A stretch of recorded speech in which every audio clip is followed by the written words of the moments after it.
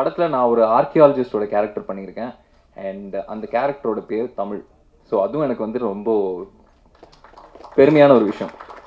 So கண்டிப்பாக நிறைய பேர் வந்துட்டு தமிழ் கல்ச்சரை அண்டர்ஸ்டாண்ட் பண்ணும். இப்போ நீங்கள் பார்த்தீங்கன்னா யூஎஸ்லேயே நிறைய பேர் வந்துட்டு தமிழ் vlogs உட்காந்து பார்த்துட்டு இருக்காங்க. ஸோ அந்த மாதிரி தமிழ் கல்ச்சரை பற்றி தெரியணும், இல்லை நம்மளே வந்துட்டு நம்ம கல்ச்சரை பற்றி இன்னும் நிறைய தெரிஞ்சுக்கணும்னா நிறைய ரியாலிட்டி எடுத்து அதை ஃபிக்ஷனாக மிக்ஸ் பண்ணி நம்ம வந்துட்டு இந்த படமாக கொடுத்துருக்கோம். இந்த form of science fiction adventure film.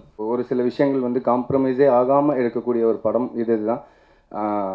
நிறையா ஷார்ட்ஸ் வந்து பார்த்திங்கன்னா இது போதும் அப்படிங்கிற மாதிரி இருக்காது. ஒரு இன்னும் கொஞ்சம் பெட்டராக போகலான்னு சொல்லி ரொம்ப மெனக்கடலாக நிறையா ஷார்ட்ஸ் இதில் பண்ணியிருக்காரு. நன்றி சந்துரு ப்ரோ. இந்த படம் பார்க்கும்போது எங்களோடது ஒரு சின்ன குருவாகவே தெரியாது. மெயினாக இன்னொரு விஷயம் என்ன அப்படின்னா, இந்த படத்துக்கு வந்து ரொம்ப மெனக்கெட்டிருக்காரு அகஸ்டின் ப்ரோ. வந்து ஒவ்வொரு விஷயத்தையும் வந்து பார்த்து ஒர்க் பண்ணியிருக்காரு. சிஜி ஷார்ட்ஸ்லாம் வந்து நிறைய வந்து ஒர்க் பண்ணும்போது சில டைமில் வந்து நிறைய நாள் வெயிட் பண்ணி அது திருப்பி வந்து ப்ராப்ளம் ஆகி திருப்பி ஃபஸ்ட்லேருந்துலாம் நிறையா ஒர்க் பண்ணி ஸோ டே நைட்டு தூங்காமல் நிறையா கஷ்டப்பட்டு இது பண்ணியிருக்காரு. இந்த படத்தில் வந்து நிறைய க்ரியேட்டிவாக யோசிச்சிருக்கோம், டிஃப்ரெண்ட்டாக பண்ணியிருக்கோம், நல்ல எஃபர்ட்ஸ் போட்டிருக்கோம். மியூசிக்கல் ஆஸ்பெக்டில் நிறைய ஆர்கெஸ்ட்ரல் அண்ட் எத்னிக் ஸ்டைல்ஸில் கொஞ்சம் டிஃப்ரெண்ட்டாக ட்ரை பண்ணியிருக்கோம். நீங்கள் அதை பார்த்து சொல்லுங்கள் எப்படி இருக்கேன்ட்டு. அகஸ்டின் ப்ரோ நான் எப்படி மீட் பண்ணால், என்னுடைய மிக நெருங்கிய நண்பன் மூலமாக மீட் பண்ணேன். அவரோட நிறைய மீட்டிங்ஸ் நடந்துச்சு. அப்படி நடக்கும்போது அவருடைய விஷன் எப்பவுமே வந்து பிரம்மாண்டமாக இருக்கும். அந்த பிரம்மாண்டம் தான் இந்த சதுர். ட்ரெய்லரில் எப்படி பிரம்மாண்டம் இருக்கோ அதே மாதிரி படம் முழுவதும் பிரம்மாண்டமாக இருக்கும். மணி பிரதர்கிட்ட கதை சொல்லும்போது 2 கதை சொல்லியிருந்தேன். ஒன்று ஒரு அப்பார்ட்மெண்ட்லேயே நடக்கிற மாதிரி ஒரு க்ரைம் த்ரில்லர் மாதிரி சொல்லியிருந்தேன். இன்னொன்று இந்த சதுர் படத்தை தான் சொல்லியிருந்தேன். சாரி, எனக்கு கொஞ்சம் நர்வஸ், தப்படுத்துக்க வேண்டாம். ஸோ சதுர் படம் சொல்லியிருந்தேன். அப்போ அவர் என்ன சொன்னார்னா, இந்த பட்ஜெட்டெல்லாம் இது பண்ண முடியாது, ஸோ இது வேண்டாம், அந்த அப்பார்ட்மெண்ட்டில் நடக்கிற அந்த ஸ்கிரிப்ட் நல்லா இருக்குது, கொஞ்சம் ஈஸியாக இருக்குது, அதை பண்ணலாம் அப்படின்னு. நான் என்ன சொன்னேன், இல்லை இதை பண்ணலாம், இப்போ அப்பார்ட்மெண்ட் ஸ்கிரிப்ட் நல்லா இருக்குது, கண்டென்ட் நல்லா இருக்குது, இதுவும் கண்டென்ட் நல்லா இருக்குது. பட் என்ன தான் கண்டென்ட் இருந்தாலும் தேட்டருக்கு வரணும்னு நினைக்கிறோம். தேட்டருக்கு வரும்போது ஆடியன்ஸ் கொஞ்சம் எதிர்பார்ப்பாங்க. ஏன்னா என்னோடய ஃப்ரெண்டு ஒரு கான்வர்சேஷனில் கூட பேசும்போது என்ன சொல்கிறாங்கன்னா, சின்ன படமாக இருக்கும்போது அதை ஃபோனில் பார்த்துக்கலாம், இல்லை வந்து தமிழ் ராகஸில் அவனே சொல்கிறான் தமிழ் ராகஸில் பார்த்துக்கலாம், நம்ம வர்றதே வீக்லி ஒரு டைம் தேட்டருக்கு, அதை ஒரு கமர்ஷியலாக என்டர்டெயின்மெண்ட்டாக பார்க்கலாம் அப்படின்னு சொல்லுவாங்க. ஸோ ஒவ்வொருத்தவங்களுக்கு ஒரு பர்ஸ்பெக்டிவ் இருக்குது.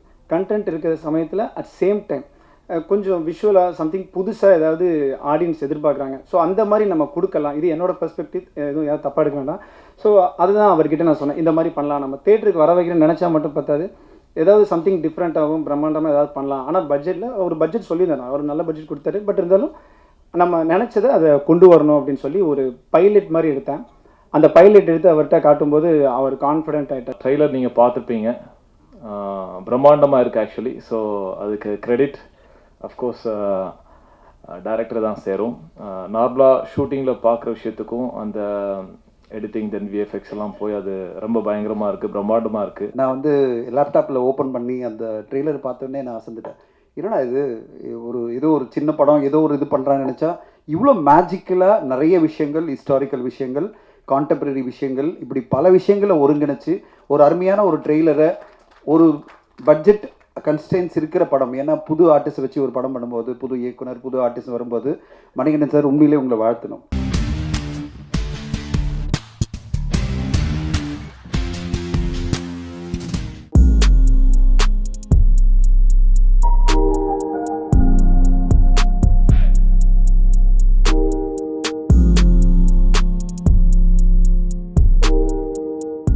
Thank you so much for loving her and supporting her dreams. I've known her for many, many years. She may be married to me, but I'm not her first love. I'm not her favorite love. Movies is her only love. I come second. So I just want to tell you all that we've just got married, so we're very, very happy. But from tomorrow, she'll be acting again. So we have no breaks. The movies will go on.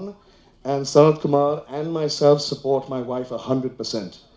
She will always act. Her dreams, her passions, her ambitions and her acting are Veera level. Thank you guys. Over the years, support பண்றதுக்காக, and please for your continuing support for me. And I know I always you guys have always spoken nice about me, and எப்பவுமே வந்து எந்த படம் பண்ணாலுமே ஒரு appreciation வந்திருக்கு. So அதை இன்னுமே கண்டினியூ ஆகணும். ரொம்ப ரொம்ப நன்றி. I love the family, and I think whatever we have gone through in life, when we unite, it's for a cause, and the cause is going to be forever and ever, happily ever after. And all that we have joined here, and so many things may be said. And then என்னை பொறுத்த வரைக்கும் இறைவனால் இறை அருளால் இருவர் வந்து சந்திக்கின்றனர், இருவர் வந்து மணமுடிக்கின்றனர். அது நடந்திருக்கு. அது உங்களுடைய அன்பு ஆதரவு எல்லாம் தொடர்ந்து இருந்துகிட்டே இருக்குது.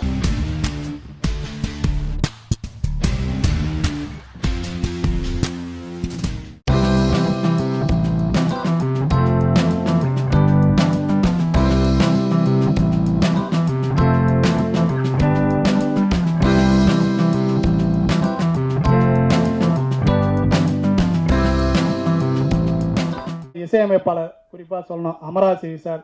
சார் ரொம்ப பிரமாதமான ஒரு இசை, சூப்பராக பண்ணியிருக்காரு. உண்மையிலே இந்த பாட்டு நீங்கள் பார்த்துருப்பீங்க, ரொம்ப அருமையான ஒரு சாங்குன்னு நினைக்கிறேன். நீங்கள் பார்த்தது சொல்லுங்கள். ஒரு ஆவி விரட்டுறதுக்கு பலவிதமான இது இருந்தாலும், ஆனால் நீ இந்த ஆவியை விரட்டுவதற்கு ஒரு புது யுக்தியை கையாண்டிருக்க. இது உண்மையிலே இது வரைக்கும் எந்த ஒரு படத்துலையும் சொல்லாத ஒரு வரலாற்றில் சொல்லாமல் ஒரு இந்து சாமியோ ஒரு கிறிஸ்டின் சாமியோ ஒரு முஸ்லீம் சாமியோ யாரோ ஒருத்தவங்க தான் அந்த ஆவியை விரட்டுறதா நம்ம இது வரைக்கும் எல்லா படத்துலையும் பார்த்துருக்கோம். முதல் முறையாக சாதாரண ஒருவர் எப்படி விரட்டினார் இந்த ஆவியை அப்படின்றது தான் அந்த கதை சொல்லும்.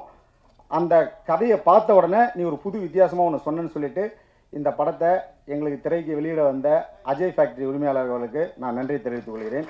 பார்க் படத்தில் ஒரு முக்கியமான காப் ரோல் நான் ப்ளே பண்ணியிருக்கேன்.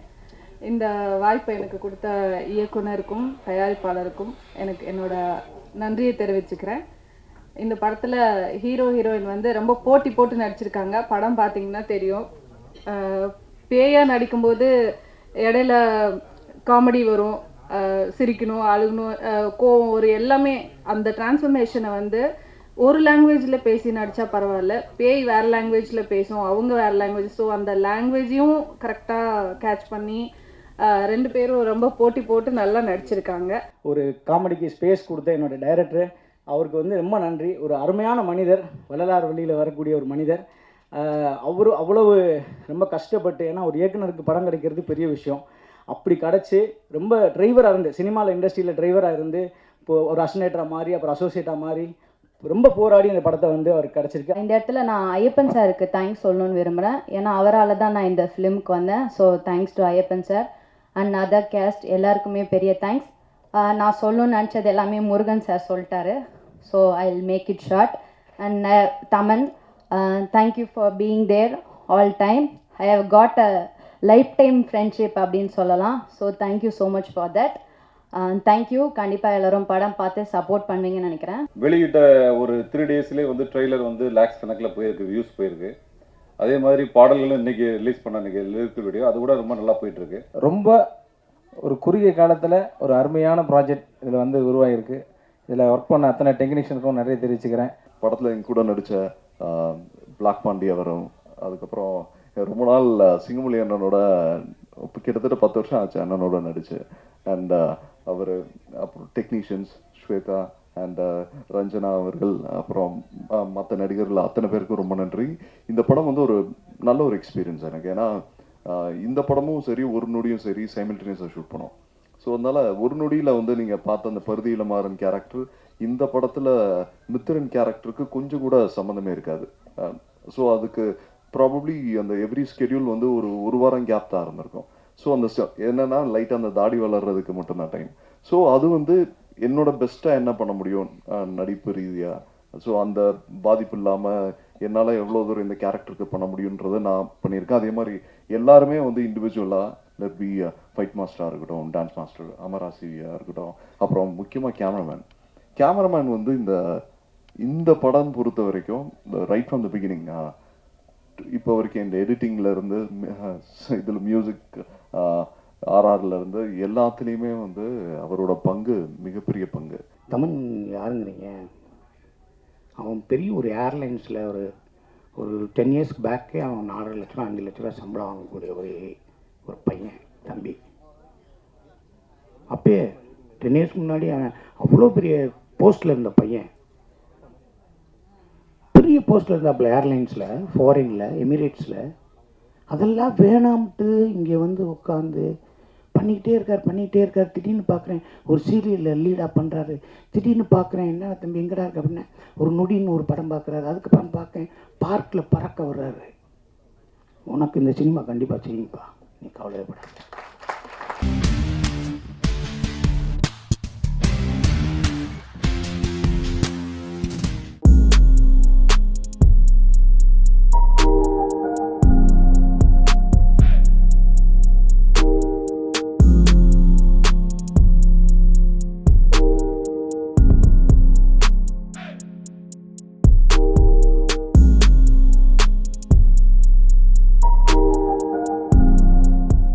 படத்தின் பெயர் வந்து பிரம்மசூத்திரம்.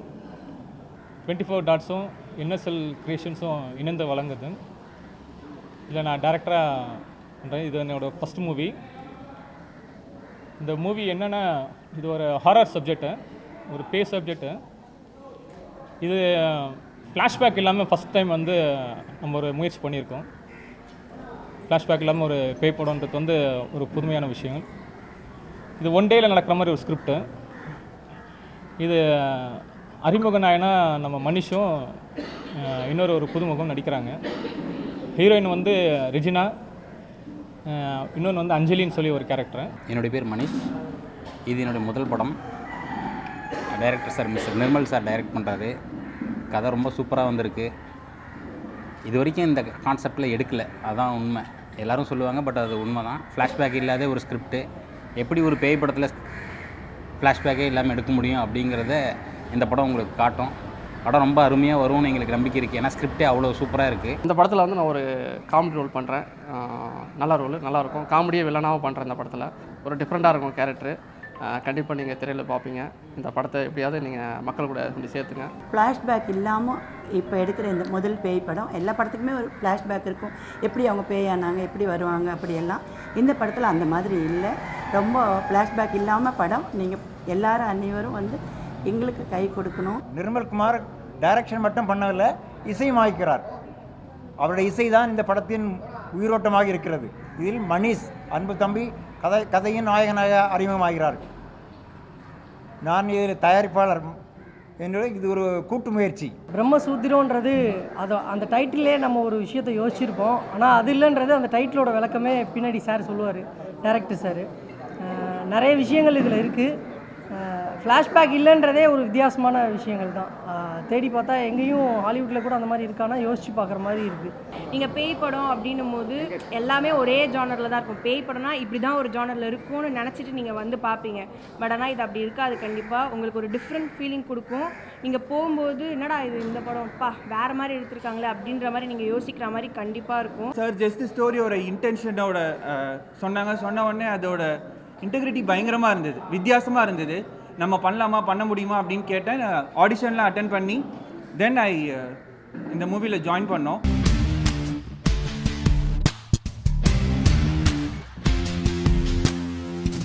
இதில் வந்து டெக்னீஷியன் வெங்கடேஷ் சார் சொல்லி கேமராமேனாக ஒர்க் பண்ணியிருக்கிறார். அப்புறம் எடிட்டர் சுரேஷ் தாஸ் உங்களுக்கு தெரியும், 800 படங்கள் பண்ணிட்டார். கிட்டத்தட்ட நேஷனல் அவார்டு வின்னர் தளபதியில் ஸ்டார்ட் பண்ணி இன்றைக்கு வரைக்கும் அவர் டிஜிட்டல் வரைக்கும் போயிட்டுருக்கார். அவருடைய எடிட்டிங் மிக பக்காவாக வந்துள்ளது. அப்புறம் வந்து டான்ஸ் மாஸ்டர் தம்பி சிவா பண்ணியிருக்காரு. ஃபைட் மாஸ்டர் சக்தி சிறுவன் பாஸ் பண்ணியிருக்காங்க. அப்புறம் வந்து நம்ம மியூசிக் டைரக்டர் ஆல்டின், அவர் வந்து மரகத மணியுடைய அசிஸ்டண்டாக இருந்து இன்று படங்கள் பண்ணி கொண்டு இன்றைக்கி ஹிந்தி, தெலுங்கு, கன்னடம், தமிழ் என்று 4 லாங்குவேஜில் கலக்கி கொண்டிருக்கிறார். நல்ல முறையில் இசையமைத்துள்ளார். RR நல்ல முறையில் வந்துள்ளது. 4 சாங் இருக்குது. இந்த சாங்ஸ் எல்லாமே நல்லா வந்திருக்கு. அந்த கதைக்கு ஏற்ற மாதிரி தான். இப்போ லேட்டஸ்ட்டாக பார்த்தா அந்த வெஸ்டர்னைஸ்டு நிறையா இல்லாமல் அந்த கதைக்கு ஏற்ற மாதிரி சாங்ஸ் தான் இதோட படத்தோட இது.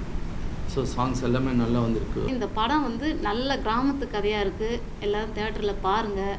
நிறைய சப்போர்ட் பண்ணுங்கள், மக்களாகிய சப்போர்ட் பண்ணுங்கள். நிறைய பேர் பார்த்து இதை நல்லா ஒரு வெளியே கொண்டு வர்றது மக்களாகிய உங்களுடைய கையில் தான் இருக்குது. நல்ல சாங் இருக்குது, கிராமத்துடைய சாங் இருக்குது இந்த பாடத்தில். நானும் முகேஷ் அண்ணனும் பாடியிருக்கோம் அந்த பாட்டு. அருண் காதர் அவர்கள் இந்த படத்துக்காக, தமிழ் படத்துக்காக ஒரு பாடல் கேட்டிருந்தாங்க. அந்த பாடலை சொந்தமாக எழுதி அது ஒரு ஐட்டம் சாங்னு சார் சொன்னாங்க ஆல்ரெடி சார். அது ஒரு நல்ல ஃபோக் சப்ஜெக்டு, ஃபோக் சாங். அது கீரைக்கார சாங் மாதிரி. அது அதில் வர்ற பொண்ணுகிட்ட நீங்கள் கூட நிறையா படத்தில் வந்து சும்மா சாதாரணமாக வர்ற டான்சர்ஸ்ட்டை வந்து நக்கல் பண்ணி பாடுற மாதிரிலாம் நிறைய வெள்ளரிக்கா பிஞ்சு வெள்ளரிக்காங்கிற மாதிரி இந்த பாட்டு ஒரு நக்கலான பாட்டு, நல்லா ஜாலியாக போகுது. அந்த சாங் ரொம்ப கிட்டத்தட்ட ஒரு 7 நிமிஷம் வருது. அதில் நானே பாடல் எழுதி அதில் நான் பாடவும் செஞ்சுருக்கேன். ஃபர்ஸ்ட் ஆஃப் ஆல் எனக்கு ரொம்ப ஈர்ப்பாக கொடுத்தது இந்த தமிழ் பெயர் திமிழ். ஸோ அது சொல்லும் போதே அந்த ஒரு இதாக இருக்குது, நம்மளோட தமிழ் படம். ஸோ முழுக்க முழுக்க நம்ம தமிழ்நாட்டிலே எடுத்திருக்காங்க இந்த படத்தை. ஸோ அதை பார்க்கும்போது எனக்கு ரொம்ப சந்தோஷமாக இருந்தது. ஃபுல்லாக கிராமத்து சப்ஜெக்ட்டு, ரொம்ப இயல்பாக இருந்தது நடிப்புலேருந்து. ஸோ இவங்க கொடுக்குற அந்த ஒரு சாங்க்கும் ஸோ ஏனோ தானோ அந்த சாங்ஸ் வராமல் அந்த கதையோடு ஒட்டி வரதும். ஸோ குறிப்பாக சொல்லப்போனால் சார் சொன்ன மாதிரி கிளைமேக்ஸ். ஸோ அந்த கிளைமேக்ஸை வந்து யதார்த்தமாக பார்த்துக்கிட்டு இருக்கும்போது இப்படி ஒரு கிளைமேக்ஸான்ற மாதிரி இருந்தது. ஸோ இது கண்டிப்பாக வெற்றி பெறணும்னு நினைக்கிறேன். நான் கள்ளிக்காட்டு மருதாணி அப்படிங்கிற ஒரு டூயட் சாங் பாடிக்கிறேன்.